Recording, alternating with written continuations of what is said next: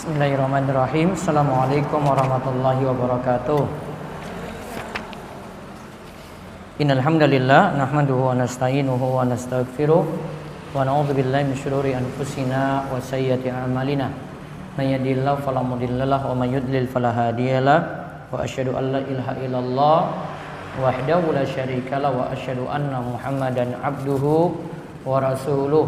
Allahumma shalli ala nabiyina Muhammad wa ala alihi wa man tabi'ahum bi ihsanin ila yaumiddin. Allahumma inna nas'aluka ilman nafi'a wa rizqan thayyiba wa amalan mutaqabbala. Segala puji kita panjatkan pada Allah.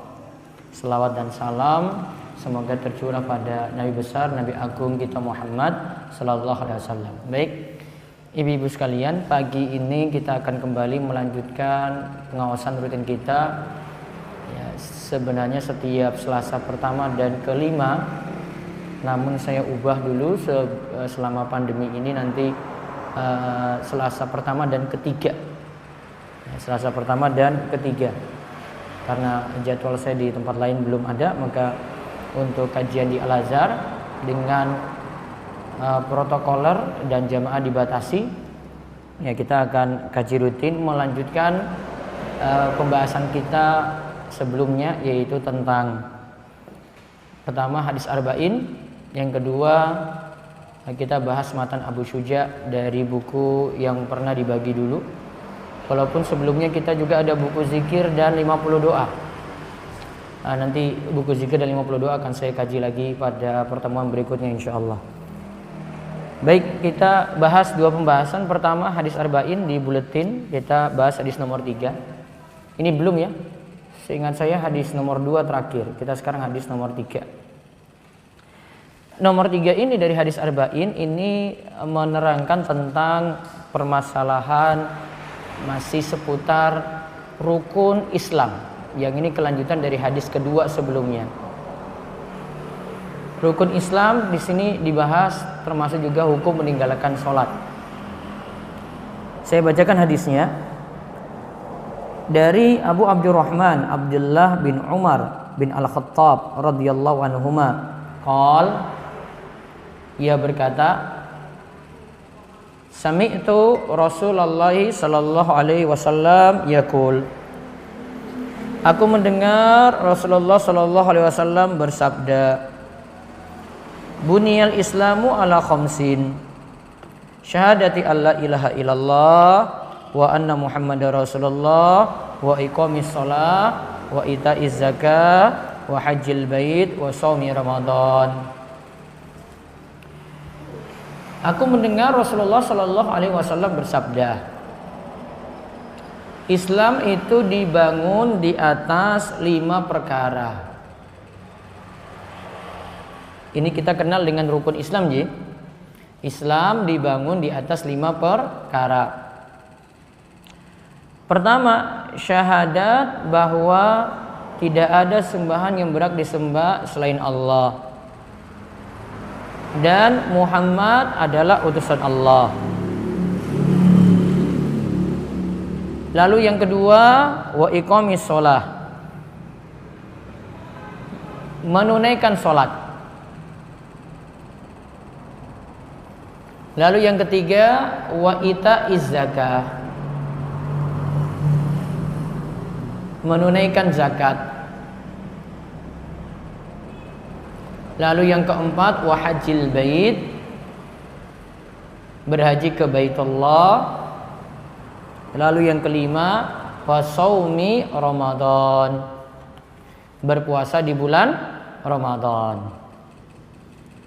Jadi ada 5 ya yang membangun Islam ya, ada 5 hal yang membangun Islam. Nah, coba perhatikan, kita langsung lihat faedah. Islam itu diibaratkan seperti sebuah bangunan yang memiliki tiang pokok yang 5. Dia ada 5 tiang pokok yang disebutkan dalam rukun Islam ini. 5 ini tadi jadi pokoknya, walaupun ada tiang-tiang kecil yang lainnya. Kayak bangunan di Al-Azhar ini ada tiang pokok, ada tiang penyangga yang lain. Yang kedua, bersyahadat la ilaha illallah. Bersyahadat la ilaha illallah, yaitu bersaksi dan mengakui bahwa tidak ada sesembahan yang berhak disembah selain Allah. Nah, dan ingat ibu-ibu, kalau kita bicarakan syahadat, syahadat itu ada 2 rukun. Syahadat la ilaha illallah ada 2 rukun. La ilaha itu rukun pertama, terus ilallah rukun kedua. Saya ulang, la ilaha itu rukun pertama, terus ilallah itu rukun kedua.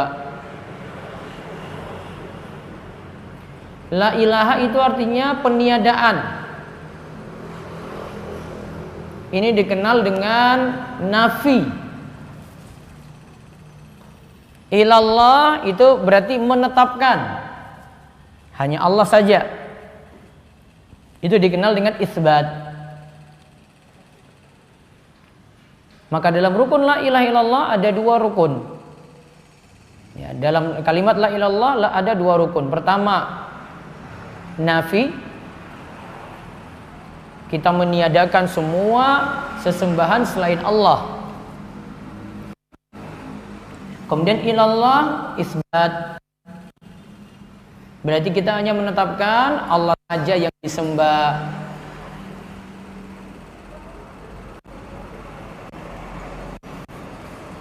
Berarti yang ibu-ibu lakukan dulu, kita lakukan dulu adalah la ilaha. Kita tinggalkan sembahan-sembahan yang lain. Berarti harus meninggalkan syirik dulu, Bu. Syirik mesti ditinggalkan lebih dulu. Terus ilallah berarti penetapan ibadah hanya untuk Allah. Ilallah berarti kita hanya menetapkan Allah yang disembah. Kita hanya menetapkan Allah yang disembah. Maka syirik dibersihkan dulu, baru kemudian kita sempurna menyembah Allah. Gak boleh ibu-ibu itu ibadah, nanti syiriknya belakangan ditinggalin, gak boleh. Syirik ditinggalkan dulu, baru kemudian ibadah pada Allah. Gak boleh ibu buat balik, saya ibadah dulu, syirik masih jalan, gak boleh. Syirik tinggalkan dulu, baru kemudian ibadah kita jalankan. Karena kalau ada syirik, ibadah ada, ini berbarengan jalan, maka ibadah tertolak. Dua ini tidak bisa bersatu. Syirik dengan ibadah tidak mungkin jadi satu. Karena la ilaha duluan, maka syirik ditinggalkan dulu, Bu. Baru kemudian ilallah kita tetapkan hanya Allah yang disembah. Nah, itu pengertian mendalam dari kalimat la ilaha illallah. Terus yang ketiga, menegakkan sholat yang dimaksud adalah mengerjakan sholat dengan memenuhi rukun dan syaratnya.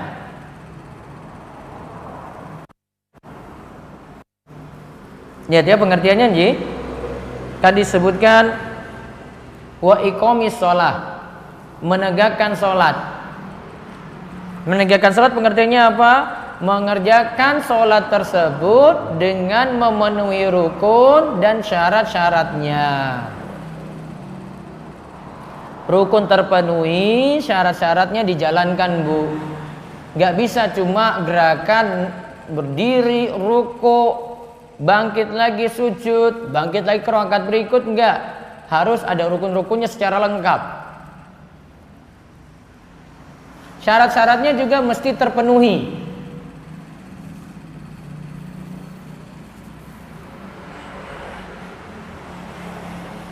Maka kalimatnya dalam hadis itu wa iqamis shalah, bukan kalimatnya fi'lis shalah.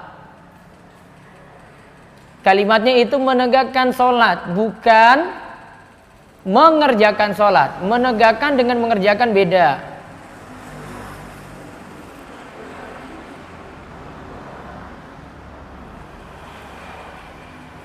Terus yang faedah keempat, menunaikan zakat artinya mengeluarkan dan memberikannya pada yang berhak menerima.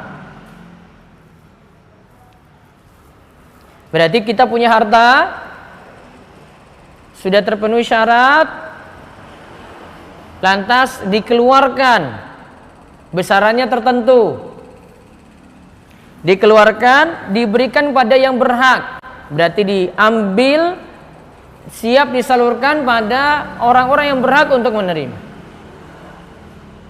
Itu namanya menunaikan zakat. Zakat tidak cukup dikeluarkan semaunya. Ada besaran tertentu, ada harta tertentu, ya. Kapan juga diambilnya juga punya waktu tertentu, sampai untuk menyalurkannya juga pada orang-orang tertentu. Lihat ya, ada ketentuan, Ji. Beda dengan sedekah. Kalau sedekah besarannya terserah, waktunya kapanpun boleh dikeluarkan, mau serahkan cukup cari orang miskin saja. Beda lagi nanti dengan hadiah. Semua pemberian nih, Bu. Pemberian tanpa imbalan. Hadiah juga memberi sesuatu pada orang lain tanpa ada imbalan. Tetapi kalau hadiah, ya, bisa jadi kepada orang miskin, bisa jadi pada orang kaya. Bisa jadi pada orang miskin, bisa jadi pada orang kaya.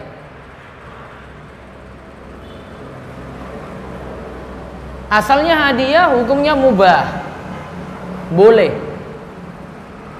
Kecuali kalau hadiah-hadiah yang bermasalah. Ya, kecuali kalau hadiah-hadiah yang bermasalah. Perlu diberi contoh atau tidak? Bu? Perlu? Contoh.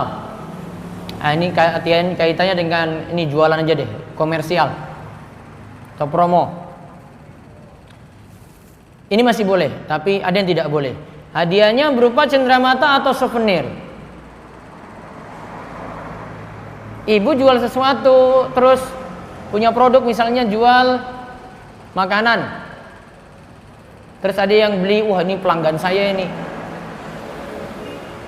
Atau ada yang cuma sekadar beli saja, ibu sisipi di situ cenderamata atau souvenir atau hadiah. Ya mungkin kalau awal tahun nanti dikasih kalender gitu. Boleh atau tidak? Si penjual boleh lakukan kayak gitu atau tidak, Bu?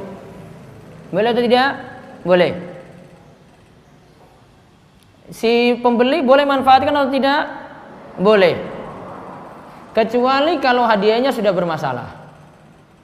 Yang kaitannya dengan cenderamata atau souvenir tadi, misalnya dari bentuk hadiahnya mengandung unsur yang haram, seperti apa ya? Nggak apa-apa deh. Asbak rokok. Nah, rokoknya masalah. Asbaknya juga berarti masalah atau tidak? Masalah. Contoh lagi, dia kasih hadiah gambar-gambar perempuan buka aurat, nggak boleh. Contoh lagi, kaitannya dengan bank ini misalnya, dapat kalender awal tahun dari bank, datang terus jenengan pulang, Bu, wah jenengan ini nasabah paling rajin. Nah, ini dapat kalender meja misalnya. Boleh nggak dimanfaatin, Bu? Boleh tidak? Gratis loh hadiahnya. Boleh tidak? Ada promo atau tidak? Masa nggak ada promonya di situ? Ada lambang banknya nggak? Ada. Ya sudah, promo berarti nggak boleh. Ibu melestarikan itu nanti. Makanya gak usah kasih contoh. Kalau kasih contoh saya nanti nembak sampai mana-mana nanti. Simple, Bu, sederhana. Tapi ibu membantu promokan itu loh, Bu. Gak usah orang lain promokan, ibu sudah jadi promotor di situ. Bu yang promosi malah. Contoh lagi hadiah dari produsen. Hadiahnya kalau belanja sabun cuci ini diikutkan nanti dapat hadiah piring. Piringnya ditempel di sabun itu tadi. Pernah tahu, Bu? Pernah. Ibu incar piringnya apa incar sabunnya?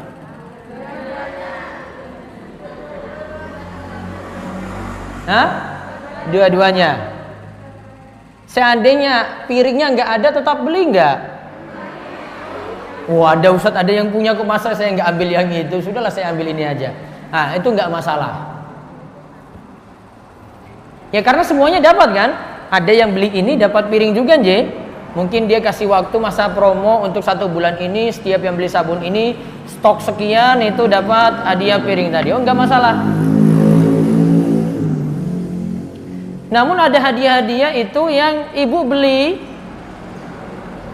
untuk dapat hadiah, ibu disuruh kumpulkan bungkus dari produk tersebut.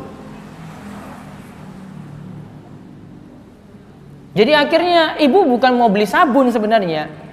Kalau kita beli ini sampai 50 bungkus, punya peluang besar. Padahal ibu nggak butuh sabun sampai 50 untuk 1 bulan. Ibu belanja semua. Katanya di sini ada kuponnya di dalamnya itu. Saya beli 50 aja sekalian deh. Nanti kan itu masuk dalam undian, undiannya mau dikocok nanti. Siapa tahu saya beruntung, hadiahnya motor loh ini. Bilang ke suami lagi, Mas ayo belilah. Sekarang boleh atau tidak? Boleh atau tidak, Bu? Hah? Motor loh hadiahnya. Enggak motor lah. Umroh loh hadiahnya. Hah? Haji hadiahnya haji. Boleh tidak? Kenapa masalah? Kenapa? Bisa jadi ibu beli 50 bungkus tadi tidak dapat apa-apa. Iya tak? Bisa jadi ada yang baru beli 1, beruntung dia. Dia langsung masukin kuponnya, terus dia berangkat. Dikocok. Cuma beli 1, dia yang malah berangkat umroh tadi. Berarti masuk apa ini, Bu? Judi atau tidak? Judi. Di samping judi, ini masuk juga dalam pemborosan. Pemborosan apa, Bu? Apa butuhnya sabun sampai 50 bungkus di rumah, Bu? Kalau itu kopi lah, biasanya bapak itu kopi. Apa keuntungannya kopi ada 50 bungkus di rumah? Mau minum 1 bulan gitu, atau dia punya warung? Enggak, dia enggak punya warung. Hah? Oh, dia mau bagi-bagi. Terlalu baik dia. Baik banget. Gak apa-apa sekali-sekali. Iya, sekali-sekali judi berarti ya. Sekali-sekali judi. Kan masalah, Bu, itu. Makanya hadiah dilihat dulu bentuknya gimana. Ibu jangan cuma ini promo ini Ustaz. Mumpung saya mau kumpulin kuponnya dulu. Nah, belum lagi hadiah ibu dapat koin di marketplace. Hah, ibu-ibu boleh nggak? Ini orang Wonosari ini marketplace semua ini pasti.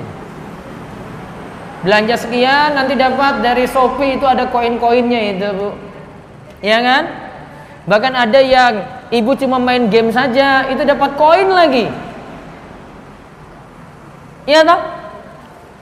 Ibu dimanjakan pokoknya main ini nanti dapat koin sekian, main lagi gitu. Kalau ada ibu-ibu yang nanya ke saya bilang, Bu, apa nggak ada kerjaan lain ibu depan HP? Cuma kejar koin terus masukin lagi untuk ibu belanja kan, dia masukin di Shopee Pay misalnya. Apa nggak ada kerjaan lain itu? Ibu cuma nongkrongin HP terus cari koin dari pagi sampai sore itu. Dedek kok nggak ngurus anak, Mas, koinnya Mas masih ada peluang.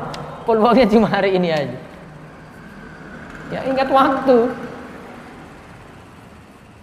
Ya secara hukum kalau itu cuma dapat tidak masalah. Tapi dari sisi menghabiskan waktu itu masalah lain. Tapi kalau dia kasih cuma-cuma nggak masalah. Kecuali kalau ibu dapat manfaat, dapat keuntungan karena ibu punya top up di saldo yang ada di Shopee Pay atau GoPay tadi. Itu baru jadi masalah untuk ibu. Uang ibu yang ada di e-wallet atau dompet virtual itu sejatinya ibu itu seperti punya tetangga, punya warung, ibu datang ke situ nitip uang ke dia. Pak, ini saya kasih 500.000 di sini, tiap bulan saya belanja ke jenengan simpan dulu. Sudah? Sekarang, Bu, simpanan di warung tadi, ibu nitip atau pinjamkan? Bu, coba move on dulu, bismillah. Nah. Tadi berapa duitnya? 500.000. Ibu nitip atau pinjamkan ke warung? Tahu bedanya enggak, Bu? Tahu nitip dengan pinjamkan? Ini saya bawa tas ya, Mbak, saya nitip ini. Boleh dipakai enggak? Hah? Dia boleh utak-atik tas saya enggak? Oh enggak, saya nitip kok. Saya mau ke bawah dulu, mau ambil wudhu. Boleh enggak dibuka? Enggak. Berarti itu amanat, ibu pegang. Iya toh? Enggak boleh buka-buka dompetnya toh? Enggak boleh. Utuh ya. Tas ini utuh, dia dititipkan, kembalikan juga utuh. Kalau Mbak, ini saya pinjamkan jenengan tas. Boleh pakai enggak? Boleh. Kembalikannya utuh tas atau tidak? Hah? Kembalikannya gimana? Utuh. Atau bisa ganti tas baru? Bisa. Kalau ya dia pokoknya sini saya ambil tasnya ya, saya pakai. Nanti saya gantilah. Nah. Sama dengan uang ya. Uang, saya pinjam uangmu 50.000. Uang 50.000 sama dengan yang tadi atau nilainya yang sama nanti dikembalikan? Nilainya yang sama kan? Berarti uangnya kan dipakai. Nah sekarang titipan di warung tadi nitip atau pinjamkan? Nah saya buka logika lain lagi. Coba perhatikan lagi nih. Bu, kalau pinjamkan itu uangnya balik, uangnya dijamin. Ustadz, saya mau pinjam uang ke jenengan, saya pinjam 200.000. Nanti saya ganti, saya mau pakai untuk modal usaha dulu. Uang tadi 200.000 wajib balik nggak? Iya. Kalau usaha dia bangkrut gimana? Wajib balik nggak? Balik. Saya nggak peduli usahamu bangkrut atau tidak, kamu pinjam. Paham kan? Baik. Sekarang balik lagi ke warung tadi, Bu. Pinjamkan apa nitip?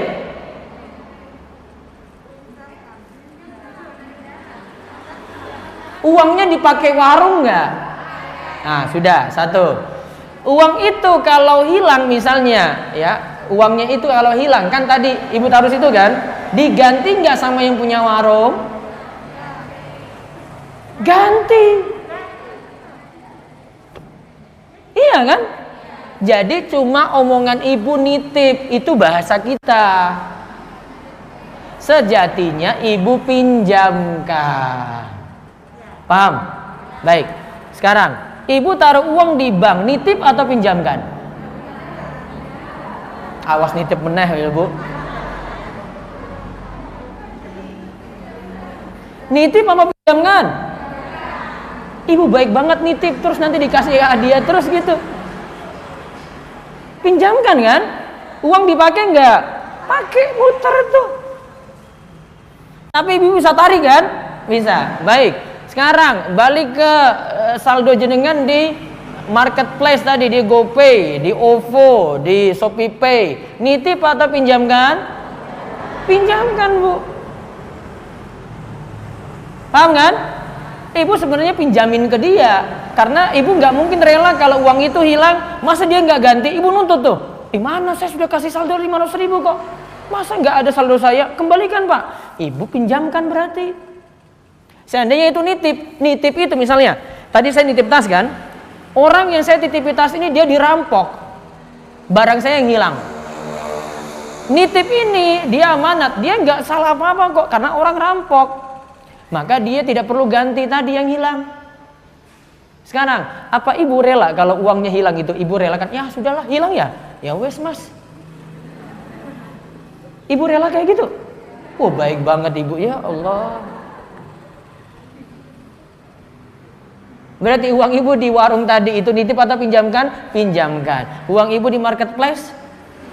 Pinjamkan. Wes. Berarti kalau dapat promo, dapat diskon karena ibu punya top up, punya saldo di situ, gimana Bu? Boleh nggak dimanfaatin? Hah? Boleh tidak dimanfaatin? Boleh? Kenapa tidak boleh dimanfaatin? Pinjaman. Maka hadiah dari dia tadi Bu, itu sejatinya dia pingin ibu pakai saldo ini Bu.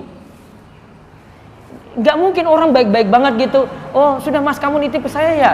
Ya sudah ini saya kasih hadiah. Mana ada orang sudah dititipi, terus dia baik lagi kasih hadiah terus gitu. Oh besok lagi kasih hadiah lagi, besok lagi kasih hadiah lagi. Baik banget. Kalau saya kayak gitu, wah saya titip aja barang ke dia aja deh, biar kasih hadiah terus. Dia punya maksud biar saldo ibu dititip terus, sehingga suruh top up lagi. Nanti beritahu, oh bayarnya pakai apa ya?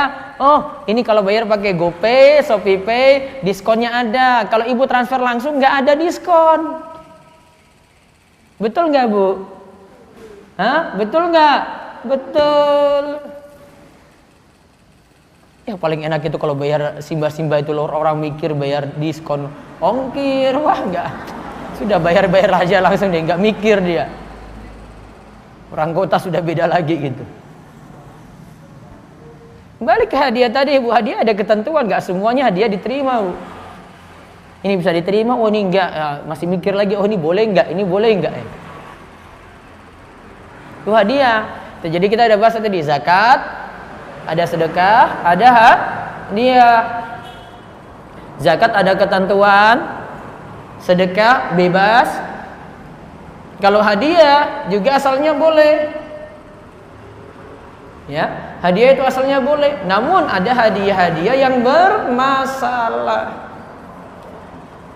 Sedangkan zakat ada ketentuan. Balik lagi di nomor 5. Seseorang tidak disebut berislam hingga ia mengimani rukun Islam yang ada. Siapa yang mengingkari salah satunya maka ia kafir. Dia sholat, tapi dia ingkari Terus faedah ke-6. Sholat adalah amalan badaniyah, amalan anggota badan.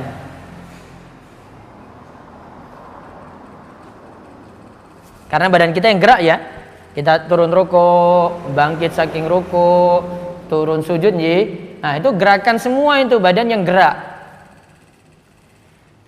Adapun zakat adalah amalan maliyah, terkait dengan harta.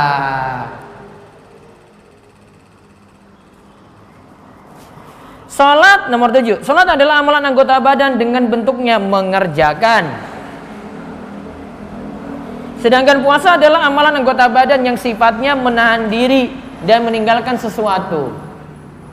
Bu, bedanya salat dan puasa ya, lihat. Salat ibu kerjakan. Itu datang waktu subuh, ibu paksa diri untuk salat subuh, berarti melakukan. Sedangkan kalau puasa, ibu cuma tahan diri. Ya. Oh, saya nggak makan. Oh, ini ada minuman, saya nggak minum. Menahan.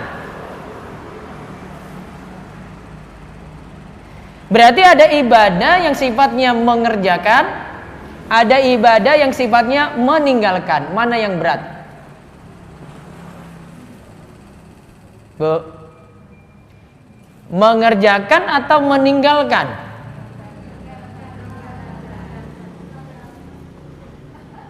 Bu, gini aja, bangun subuh lebih berat atau puasa sunnah?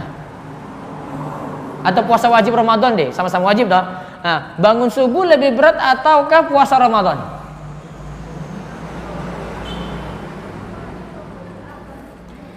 Puasa itu ibu cuma meninggalkan kan? Meninggalkan apa? Makan, minum, hubungan intim kan? Sedangkan sholat tadi gimana?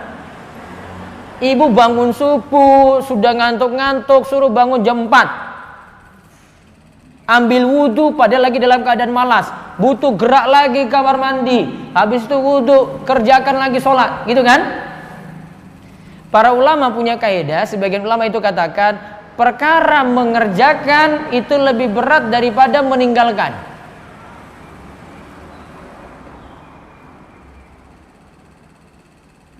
Maka mungkin ada yang mudah lakukan puasa, tapi dia sulit untuk kerjakan sholat. Rata-rata orang-orang sekitar kita kayak gitu kan, kalau masuk Ramadan toh. Dia suruh puasa mau nggak? Mau, namun subuh nggak. Iya toh? Karena untuk meninggalkan dia cuma apa? Saya nggak makan, saya nggak minum, cukup itu. Tapi kalau suruh kerjakan sholat, malas. Kenapa? Perkara mengerjakan itu lebih berat daripada meninggalkan. Paham Bu? Karena butuh effort Bu. Kalau untuk mengerjakan itu butuh ada gerak, butuh ada usaha gitu. Sedangkan kalau seperti puasa, tidak berzina, ya, cuma nahan diri. Ini dilarang nih, saya nggak boleh. Maka kenyataannya orang disuruh sholat dengan orang disuruh puasa, dia lebih mudah kerjakan puasa. Contoh di bulan Ramadan, iya kan? Sahur bangun dia. Namun tentu nggak dia sholat subuh? Oh, belum tentu, Bu. Habis sahur langsung apa? Tidur. 12 bangunnya jam 7. Untuk puasa dia bisa, tapi kalau untuk sholat lebih berat. Padahal kalau kita timbang-timbang, wah gampang aja. Iya, karena kita sudah biasa sholat, Bu. Yang belum biasa tuh berat banget. Nah, itu dari sisi masalah meninggalkan atau mengerjakan tadi. Nah, terus yang ke-8, haji adalah amalan badaniyah dan maliyah.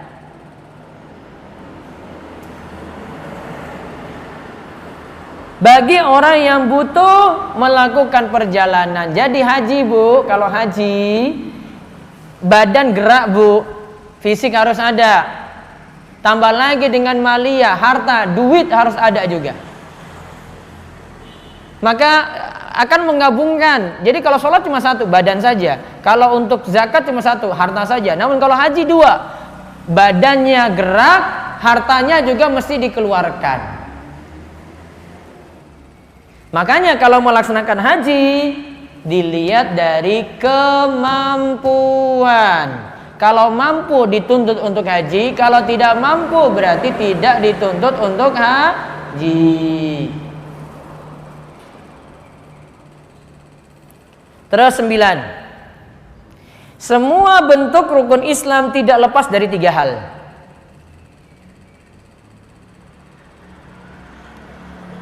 Satu, bazlul mahbub, mengeluarkan sesuatu yang dicintai, seperti zakat. Zakat itu ibu lagi keluarkan harta yang sebenarnya kita itu rata-rata pelit untuk keluarkan. 2, al-kaffu anil mahbub, menahan sesuatu yang dicintai. Seperti pada puasa, kita senang siang-siang makan ini, makan itu gitu. Kita meninggalkan sesuatu yang kita sukai. Yang ketiga, ijhadul badan, berjuang dengan apa? Badan. Seperti apa? Pada puasa dan haji. Badannya ada gerak, Bu. Maka dalam rukun Islam tadi itu ada yang bazul mahbub, kita keluarkan sesuatu yang kita suka. Ada pada zakat ini ya. Kemudian ada yang al-kafu anil mahbub, menahan diri dari yang kita suka, yaitu kita suka makan kalau siang, kita tahan diri dari makan dengan berpuasa. Kemudian ada ijhadul badan, berjuang dengan badan. Situ ada puasa, sholat juga masuk di sini ya. Ada sholat, ya, ada haji. Pertanyaan terakhir, lihat. Kenapa rukun Islam hanya disebut 5 saja? Tidak ada lainnya. Kenapa cuma 5? Jawabnya karena hukum syariat ini ada yang wajib dan ada yang sunnah. Kita punya syariat, hukum-hukum dalam Islam itu ada yang wajib, ada yang sunnah. Perkara yang sunnah tentu tidak jadi bagian dari rukun. Sedangkan perkara yang wajib itu ada 2 macam, ada wajib kifayah, ada wajib ain. Contoh wajib kifayah, amar ma'ruf nahi mungkar dan berdakwah. Wajib kifayah juga adalah misalnya menyolatkan jenazah, mengurus jenazah. Contoh misalnya ada yang meninggal karena COVID, ya, maka cukup sebagian ngurus sudah, yang lain gugur kewajiban. Jadi nggak usah maksa-maksa untuk mengurus jenazahnya, menyolatkan, karena sudah ada yang ngurus. Kalau sebagian orang nggak paham itu kan jenazahnya bawa pulang, enggak, saya mau nyolatkan ini, mau mandikan sendiri, mau nyolatkan, mau kuburkan sendiri. Padahal resiko bagi dia. Padahal sudah ada yang ngurus itu, sudah fardu kifayah tercukupi. Contoh fardu kifayah lagi tadi ada berdakwah. Ada juga masuk fardu kifayah mempelajari bahasa Arab bagi kalangan tertentu. Kata misalnya dia jadi dai, dia harus pelajari bahasa Arab. Minimal nggak salah baca dan bisa artikan saja. Kalau dia salah baca, apalagi fatal, salah artikan, wah itu bahaya. Maka untuk mempelajarinya hukumnya adalah fardu bagi dia, yang lainnya tidak. Jika dia sudah mencukupi ini, maka yang lainnya gugur kewajiban. Namun kalau tidak ada di tempat itu untuk menguasai, tidak ada tempat itu yang menguasai bahasa Arab, harus ada yang kuasai. Sedangkan yang disebut rukun Islam yang kita bahas ini, ada kewajiban yang terkait harta, seperti pada zakat, ada kewajiban terkait badan, seperti mengerjakan sholat, ada kewajiban yang terkait badan dan harta sekaligus, seperti haji, dan ada kewajiban yang terkait lisan, seperti apa? Syahadat. Jadi rukun Islam itu kewajiban individu. Jadi tiap orang harus jalankan rukun Islam ini. Yang selain itu nanti lihat keadaan dia posisinya sebagai apa. Misalnya jadi istri, kewajiban istri sendiri. Yang belum jadi istri tidak punya kewajiban itu. Dia ketika jadi suami punya kewajiban untuk cari nafkah. Nah, dia jadi suami. Ketika tidak jadi suami berarti tidak ada kewajiban itu. Dia jadi pedagang, punya kewajiban untuk mempelajari fikih jual beli. Sampai-sampai seorang ulama Muhammad bin Hasan katakan, setiap orang yang mau berdagang hendaknya dia punya ahli fatwa. Mau tanya masalah muamalah, tanya pada yang berilmu untuk pecahkan masalah hukum yang dia tidak pahami. Maka pedagang dia harus pelajari juga tentang masalah fikih dagang. Yang mau beli juga dia punya kewajiban untuk pelajari fikih seputar jual beli sehingga tidak terjerumus dalam hal yang diharamkan. Tapi kewajiban-kewajiban tadi nanti lihat keadaan orang. Ada nanti dia jadi istri baru dia punya kewajiban itu, dia jadi suami baru punya kewajiban itu. Dia jadi pedagang punya kewajiban itu. Dia jadi guru punya kewajiban itu, dia jadi murid punya kewajiban itu. Lihat dari posisinya gitu, keadaan dia juga. Namun kalau rukun Islam itu kewajibannya setiap orang mesti jalankan. Ketika sudah sampai balik, maka dia harus jalankan rukun Islam yang ada tadi. Baik, bagian yang selanjutnya insyaallah minggu ketiga. Sekarang lihat buku Matan Abu Syuja.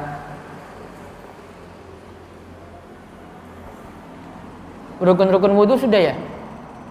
Sampai mana Bu? Saya sampai lupa. Sampai mana? Hah? Rukun wudu sudah?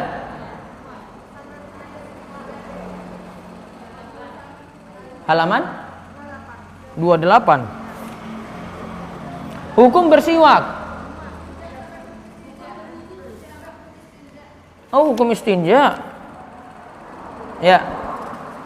Istinjanya sudah belum? Belum. Baik. Rukun wudu sudah, sunnah wudu sudah. Sekarang kita lihat istinja. Hukum istinja. Wal istinja'u wajibun minal bauli wal ghaiti. Wal afdalu ayustanja bil ahjari summa yutbi'uha bil ma'i. Wa yajuzu ayaktasira 'alal ma'i aw 'ala salasati ahjarin yunakki bihinal mahalla.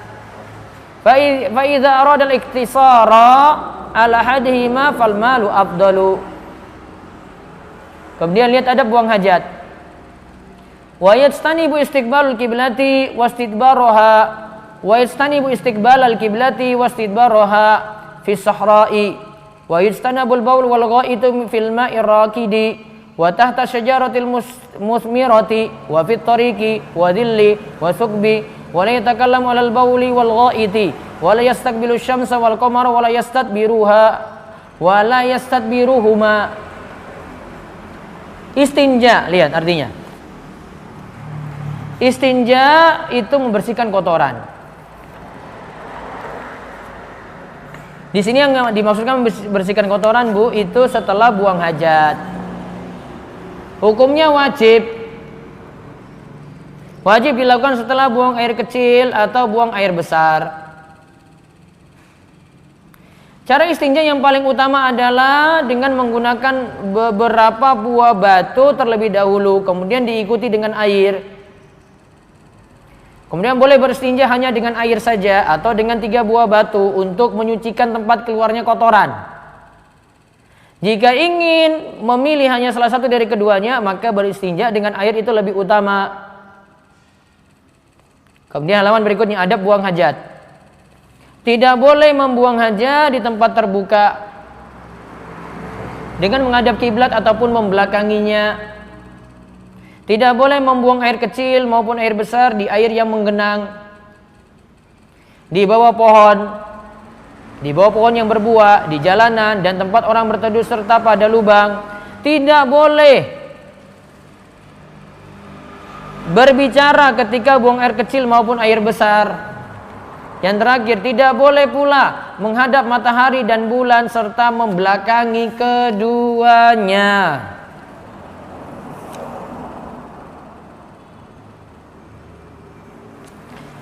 Baik, coba kita lihat di sini adab-adab seputar buang hajat. Ada istilahnya istinja. Istinja itu membersihkan kotoran setelah buang hajat, Bu. Ya, bahasa kita cebok, namun istinja ini lebih umum. Ada dengan menggunakan batu, ada dengan menggunakan air.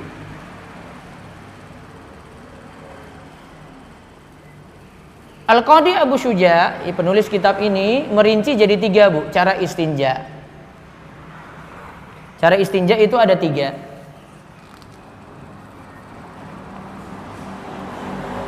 Yang pertama, menggunakan batu lalu air. Menggunakan batu lalu air.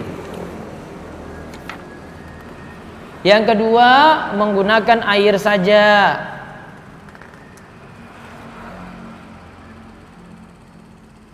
Yang ketiga, menggunakan batu, ada 3, atau menggunakan 3 batu.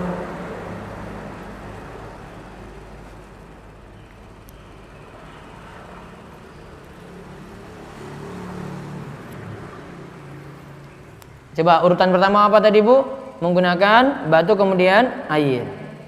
Yang kedua, air saja. Yang ketiga, ya, menggunakan batu saja. Namun yang umumnya kita lakukan cuma dengan air saja. Yang kedua, misalnya ada pilihan dengan menggunakan air atau menggunakan batu, maka afdolnya menggunakan air karena air lebih bersih. Ya, saya tidak terlalu panjang lebar di sini. Sekarang lihat adab membuang hajat di sebelahnya. Tidak boleh membuang hajat di tempat terbuka dengan menghadap kiblat ataupun membelakanginya.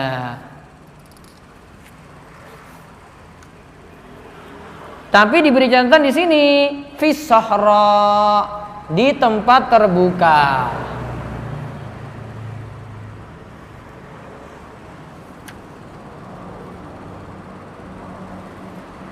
Beda kalau di ruangan tertutup, Bu. Toilet di bawah, ya, toilet di bawah, nah itu ruangan tertutup. Maka tidak berlaku larangan ini. Karena sudah dibatasi tembok. Namun kalau di tempat terbuka, ya, itu mesti lihat-lihat. Itu menghadap mana? Kalau menghadap kiblat sini, ya, menghadap kiblat barat. Membelakangi kiblat sana kan, timur, berarti yang dia boleh menghadap apa? Utara, selatan. Maka ketika dia misalnya buang hajat di tempat terbuka, dia lihat, wah ini arahnya mana ini ya? Dia lihat arah.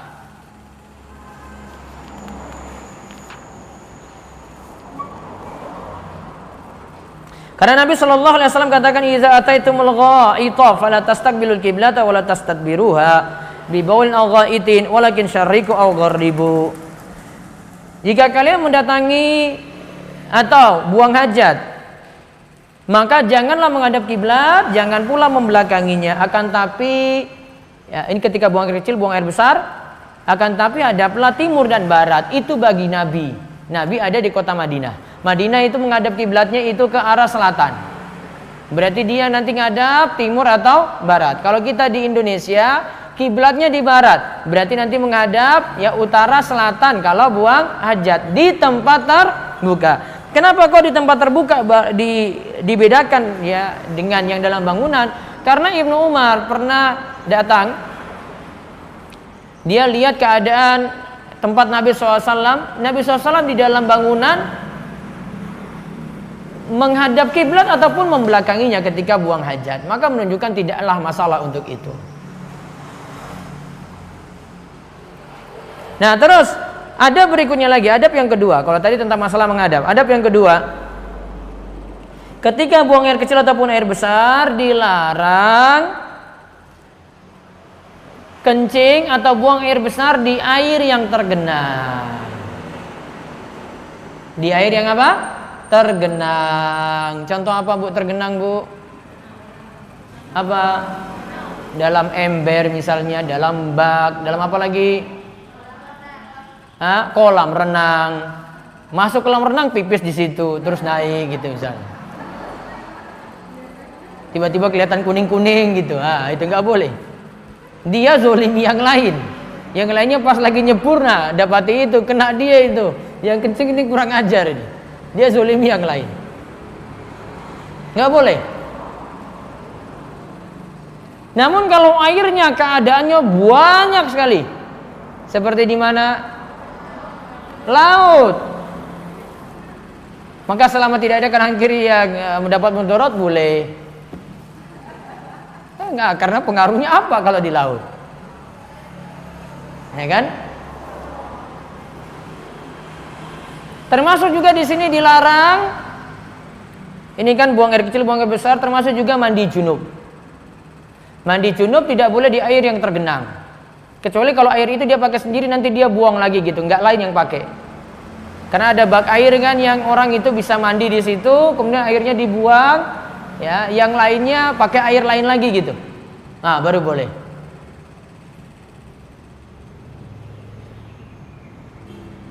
Kalau telaga masih ukurannya kecil, kanan kiri masih terpengaruh, ya. Apalagi kalau telaganya kecil sekali, airnya sedikit, ya. Nanti akan memudaratkan yang lain. Tujuannya atau larangan ini itu punya maksud supaya orang tidak menzolimi yang lainnya ketika buang air kecil atau buang air besar. Terus yang ketiga, ini tempat yang dilarang buang hajat. Ada di situ di bawah pohon yang berbuah. Tahu pohon yang berbuah, Bu? Ya. Atas ada mangga, ya. Bawah ini orang biasanya duduk di situ. Ada juga yang biasa ya nunggu nanti buahnya itu jatuh. Atau tempatnya rindang, orang nongkrong di situ. Kalau ada yang buang air kecil di sini kan ganggu orang. Nggak boleh. Juga tempat yang dilarang untuk buang hajat, fitorik, di tengah jalan. Terus ada lagi fidhilli, di tempat orang berteduh. Halte bis misalnya, atau ada tempat orang duduk-duduk di situ, nggak boleh. Wasukbi, dan juga di lubang. Ya kalau lubang kamar mandi ya nggak masalah, itu kan tempat air ngalir, Bu. Ya tempat tertentu yang ini misalnya binatang-binatang ada di situ gitu ya, itu nggak boleh. Ganggu hewannya. Tahu di situ baru keluar binatang kecil gitu, tempat dia keluar masuk di situ, kencing sengaja di situ tadi, ganggu hewan ini, nggak boleh. Nah yang biasanya salah dipahami ini belakangan ini nih, sebagian ahli-ahli ruqyah ini melarang untuk membuang air panas di dalam lubang wastafel ataupun di lubang kamar mandi. Ini nggak benar.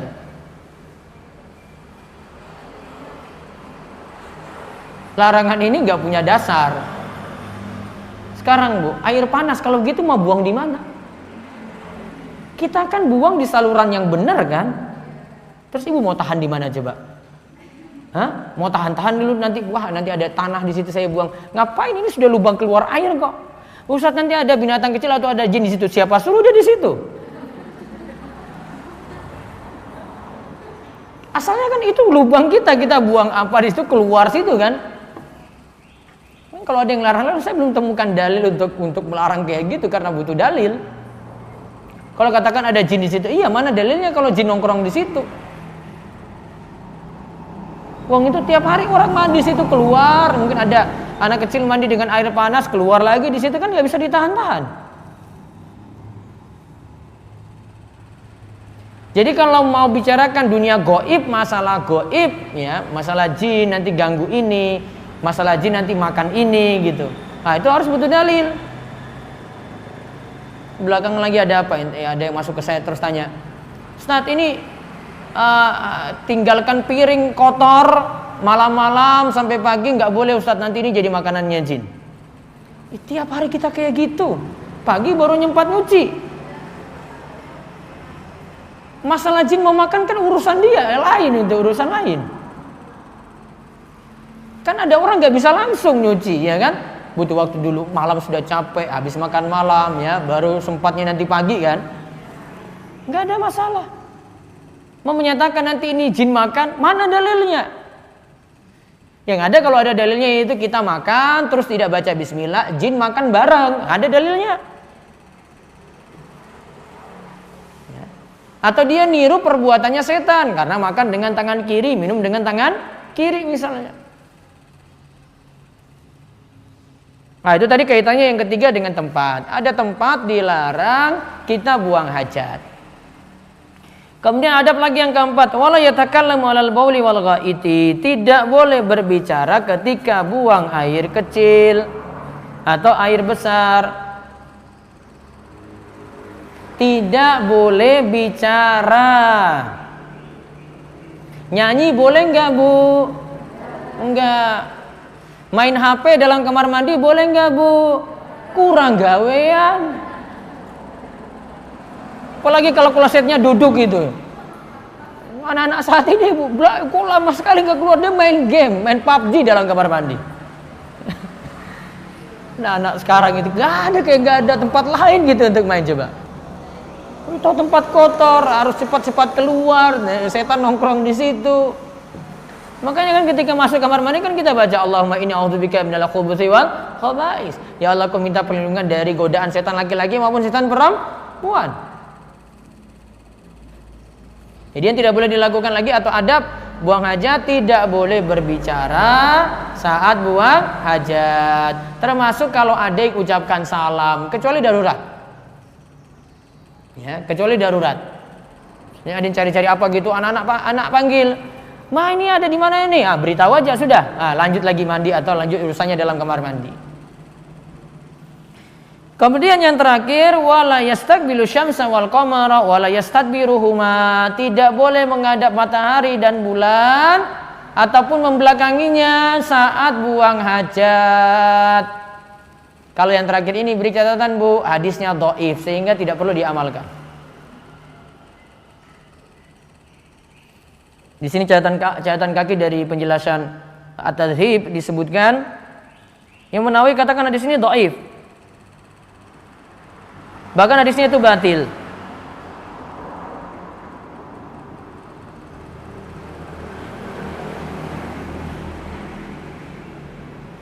Ya, sehingga tidak perlu diamalkan. Artinya masih boleh, matahari ada di sana misalnya. Ini pas sore ya, matahari ada di sana. Matahari terbit, matahari ada di sana. Barat. Yang mau menghadap ataupun membelakanginya boleh. Misalnya kalau dalam kamar mandi tidak ada masalah untuk itu karena dalilnya dhaif, dalilnya hadisnya lemah. Nah, yang tidak dicantumkan di sini doa atau bacaan ketika masuk kamar mandi atau keluar dari kamar mandi. Kalau masuk kamar mandi apa, Bu? Allahumma inni a'udzubika minal khubuthi wal khaba'is. Ya Allah, aku minta perlindungan kepadamu dari godaan setan laki-laki maupun setan perempuan. Ketika keluar dari kamar mandi ucapkan apa? Ghufranaka. Ya Allah, aku mohon ampunanmu. Kenapa ketika keluar itu ghufranaka? Nah, ini ada beberapa alasan yang disebutkan oleh para ulama. Ada yang katakan karena dalam kamar mandi kita tidak bisa zikir lagi, maka ketika keluar kita mohon ampun pada Allah. Ada juga yang katakan karena dalam kamar mandi itu kita dapat nikmat, hajat kita terpenuhi. Setelah itu ini adalah bagian dari nikmat Allah. Kita punya banyak kesalahan, maka kita juga bertobat dengan mohon ampun pada Allah. Nah, ada alasan-alasan seperti itu yang disebutkan oleh para ulama. Wallahu a'lam bishawab. Ya, selesai untuk bahasan kita pagi ini.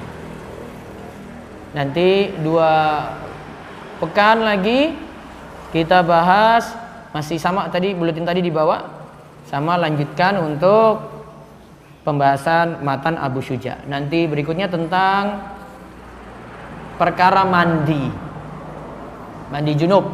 Mandi junub sebabnya karena apa? Cara mandinya seperti apa? Baik, ada pertanyaan?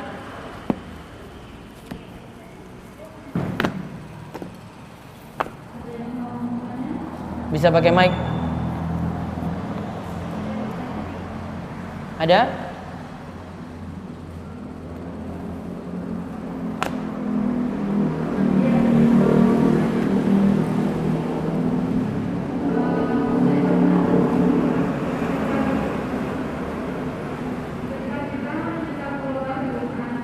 Apa? Murotal.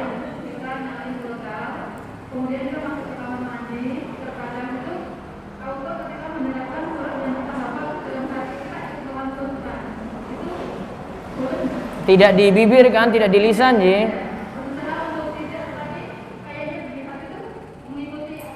Tidak masalah, tidak berdosa. Boleh.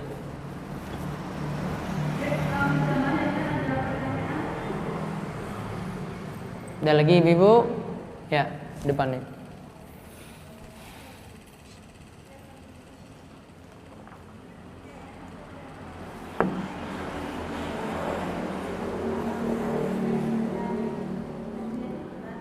Tentang hadiah, ya.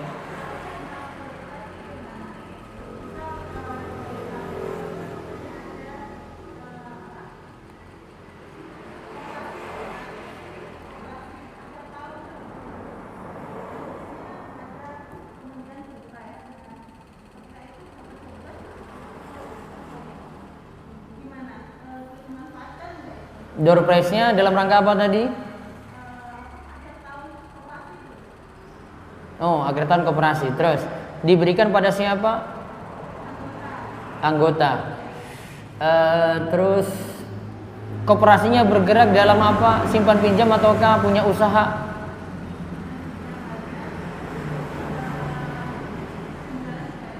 Penjualan ada. Bisa dipisah atau tidak? Nah, tidak usah ikut. Kalau dari usaha terus diambil dari situ terus dikasih door prize nggak masalah. Tapi kalau ada simpan pinjam jadi masalah di situ. Karena simpan pinjamnya biasanya ada keuntungan. Keuntungan dari simpan pinjam ini riba, nggak boleh. Iya, nggak usah dimanfaatin, lebih aman. Hah? Oh, sudah dapat. Ya, disumbangkan kemana kek? Ya, besok-besok nggak dapat lagi, ya nggak ambil. Kalau sudah terlanjur, dicuci, diserahkan kepada fakir miskin atau orang yang membutuhkan. Iya.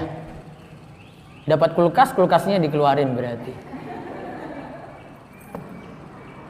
Gitu. Ada lagi? Sampun?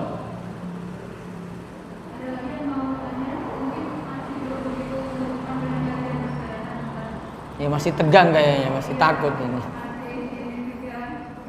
Padahal masalahnya sebenarnya banyak, tapi ibu malu untuk nanya.